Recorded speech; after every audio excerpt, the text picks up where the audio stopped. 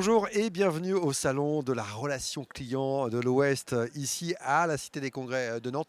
Nous sommes très heureux de vous retrouver pour cette troisième édition. Je suis avec Jean-Thomas Lacour. Bonjour Monsieur Lacour. Bonjour, enchanté. Vous êtes dirigeant de l'entreprise Telsi. Quel service proposez-vous? Telsi est une entreprise bretonne qui accompagne les entreprises qui ont choisi d'internaliser tout ou partie de leur relation client à distance sur la performance de leur centre de relation client, donc leur centre de contact. Quelle solution proposez-vous? On est multisolutions, on a différents métiers, on les accompagne sur du conseil, on les accompagne sur de la mise en œuvre de solutions technologiques et sur des formations opérationnelles. Autrement dit, on intervient aussi bien sur les hommes et les femmes qui composent les centres de contact que sur les outils technologiques qui permettent d'améliorer le service de gestion des interactions et de qualité de service. Alors c'est un marché assez concurrentiel. Qu'est-ce qui vous distingue? On est effectivement nombreux sur le marché. Peut-être que notre particularité, c'est qu'on ne fait que de la gestion de la relation client à distance et qu'on essaye de s'élever sur une vision 360 du métier, donc que ce soit opérationnel, outils, formation des téléconseillers, des managers. On est vraiment spécialiste de la performance des centres de contact, pas simplement intégrateur d'outils technologiques. Voilà. Alors c'est votre deuxième participation à ce salon. Pourquoi êtes-vous sur ce salon et sur cette thématique de la relation client? Ouais, clairement. Alors déjà, nous sommes une entreprise bretonne, donc c'était assez naturel de venir au salon de la relation client de l'Ouest. C'est une occasion de rencontrer des entreprises locales, de rencontrer aussi nos partenaires, puisqu'on a un certain nombre de partenaires technologiques sur le salon. Donc on va dire que c'est un point de rendez-vous qui permet d'allier l'utile à l'agréable et de donner un point de contact physique à la fois à nos prospects, nos clients et nos partenaires. Alors vous l'avez dit, vous êtes un expert en matière de relations clients. Quels sont selon vous les enjeux aujourd'hui? Bah, écoutez, alors nous on a coutume de dire que la performance s'appuie d'abord sur une stratégie de relation client, sur des moyens financiers à mettre en place, qui va dépendre des entreprises, du positionnement qu'elles prennent. Et derrière, on va essayer de trouver un équilibre entre la capacité à traiter, donc la qualité de service, la capacité à traiter les interactions, la capacité à satisfaire le client, donc lui apporter ce pourquoi il nous a joint, et puis la capacité à être efficient, donc quelque part à être rentable, à apporter de la valeur à l'entreprise. Et la difficulté, c'est de trouver cet équilibre. Et nous, notre métier, c'est d'aider les entreprises, au travers du conseil, de la formation et des outils, à s'améliorer sur ces différents piliers de la relation client à distance. Et pour être très concret, quelles sont les trois clés d'une relation client réussie?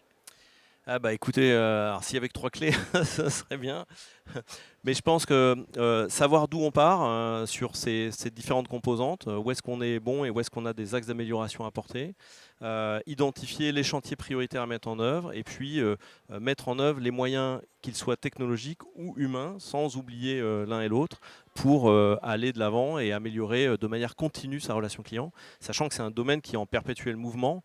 Hein, on voit qu'il y a beaucoup d'innovations qui sortent, on parle beaucoup d'automatisation, d'intelligence artificielle.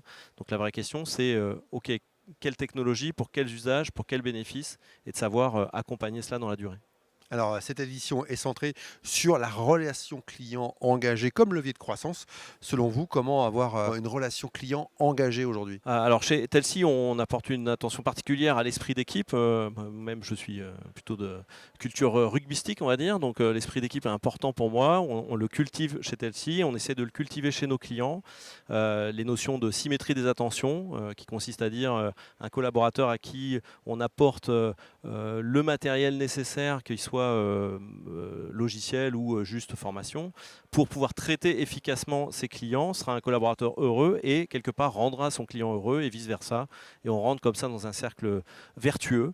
Donc nous, ce qui nous importe, c'est la situation du collaborateur chez nos clients et comment on peut apporter, certes de l'efficacité, mais aussi du confort d'utilisation. Ça, c'est le volet social. Dans la démarche RSE, il y a d'autres volets que vous explorez?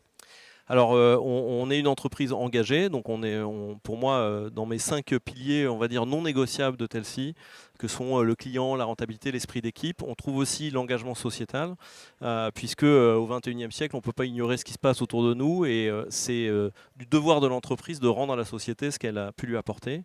Donc on intervient au travers d'initiatives très diverses, que ce soit du partenariat et du mécénat au niveau des clubs sportifs de notre région, pour lesquels on abandonne notre image au profit d'associations caritatives, ou même des actes plus concrets comme l'opération des bureaux du cœur qui permet d'héberger des personnes en situation qui sont sans domicile fixe, pardon, dans nos bureaux qui sont vides quand même toutes les nuits et tous les week-ends, ce qui est assez ubuesque quand on sait le nombre de gens qui dorment dehors. Bravo en tout cas pour cette initiative. Ce salon revient donc après 2 ans d'absence, une saison d'absence. Selon vous, qu'est-ce qui a changé depuis 2 ans en matière de relations clients? Et on le sait, il y a eu cette crise sanitaire qui est passée par là. Eh bien, écoutez, alors nous, dans notre relation client, clairement, il est paradoxalement plus difficile d'aller voir nos prospects, nos clients, que ça n'était avant.